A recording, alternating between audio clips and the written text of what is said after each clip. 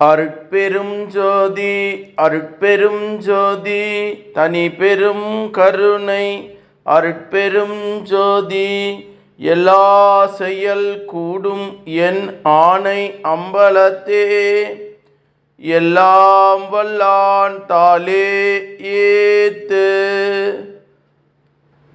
வாழ்க வையகம் வாழ்க வையகம் வாழ்க வளமுடன். குரு வாழ்க குருவே துணை. அருட்பெரும் ஜோதி திரு அருள் பிரகாச வள்ளலார் ராமலிங்க சாமிகள் பாடி அருளச் செய்த திருவடி புகழ்ச்சி பாடல் 20.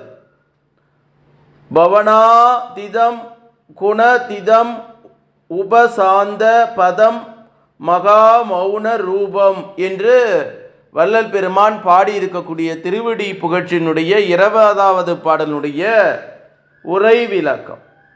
பவனாதீதம் பாவனைக்கு அப்பாற்பட்டது. திருவடி புகழ்ச்சி 19வது பாடல்ல கண்ணோக்கத்திற்கு அப்பாலானது என்றார். கண்ணுக்கு முன் இல்லாததை இருப்பதாக மனதால் உருவாக்கி இருத்தி கொண்டு அதனை சிந்தித்தால்தான் பாவனை என்பர். அப்படி பாவித்திருந்தால் பாவன முதிர்ச்சியில் அப்பாவன வடிவம் தோன்றக்கூடும். மேலும் தீவிர நிலையில் புறக்காட்சியில் கூட தோன்றும். இத்தோற்றங்கள் எல்லாம் உண்பரான் உருவாகாது, உண்மையான பரன் உருவாகாது. இவைகளுக்கு அப்பாற்பட்ட கடவுள் மெய் உரு.